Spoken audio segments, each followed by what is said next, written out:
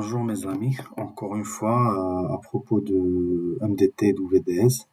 Donc je veux juste vous montrer comment on peut les faire travailler ensemble.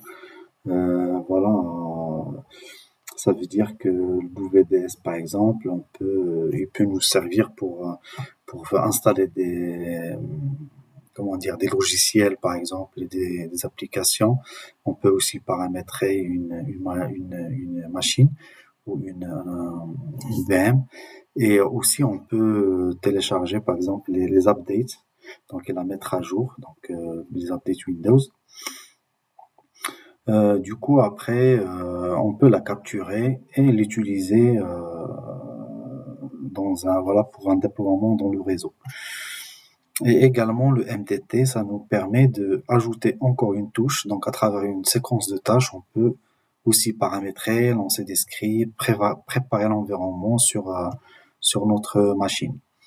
Mais à la fin, on va pas capturer. On va laisser WDS qui va capturer. Donc, ce que je vous propose, je vais vous montrer comment, à travers WDS, donc à travers le réseau, on peut lancer un déploiement sur notre machine qui va pointer sur l'ISO générée par l'MDT.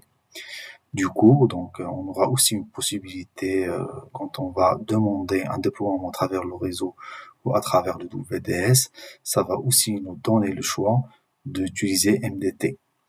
Si on a évidemment une séquence déjà préconfigurée pour faire une des tâches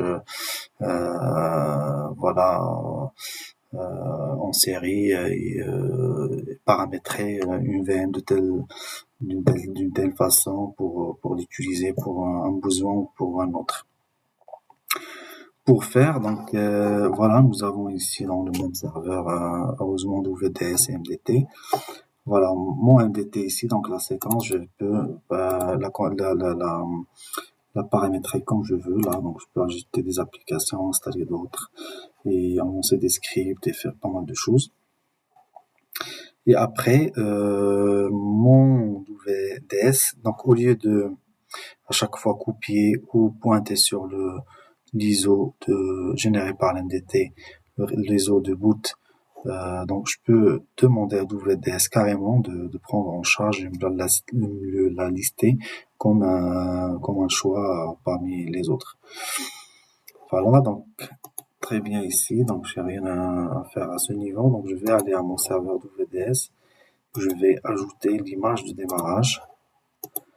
Alors donc puisque j'ai le même disque, j'ai un autre disque sur le même serveur.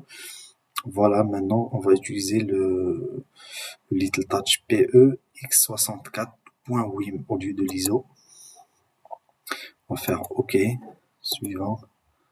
Voilà, je peux dire c'est 2019, le boot de 2019, donc suivant.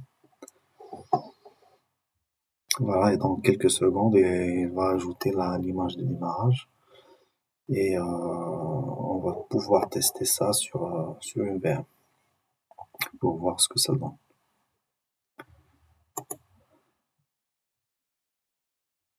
Voilà, terminé. Il l'a ajouté très bien. Donc je vais aller dans une VM, je vais voir la configuration.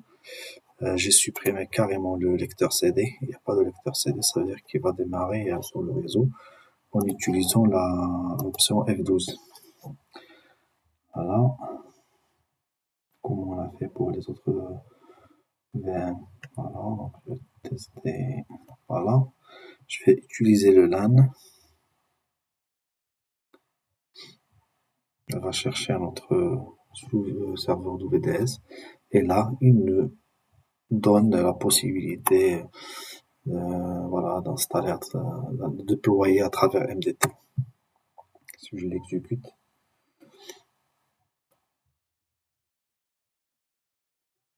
Donc il va charger donc la séquence de tâches pour l'exécuter afin donc d'avoir un.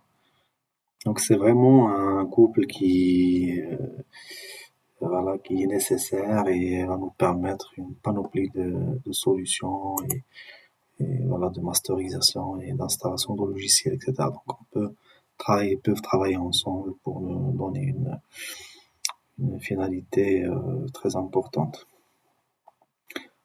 Voilà. Donc, couple MDT-WDS, configuration nécessaire, on l'a fait. Donc, on va tester le fonctionnement. Allez, ma machine elle est en cours de lancement. Et voilà. Donc, il faut juste suivre les étapes et bien sûr, ça va aboutir à une installation à travers MDT. Et bien évidemment, on peut paramétrer les fichiers custom setting.ini et bootstrap.ini de telle sorte qu'on va pas avoir beaucoup de choses et on veut même ne pas avoir le besoin d'interagir avec le système à chaque fois. Et voilà mes amis, donc la suite ça va être simple, il y a rien à dire. Voilà, donc je vous retrouve dans d'autres vidéos et merci pour votre patience, votre intérêt, merci beaucoup. Au revoir.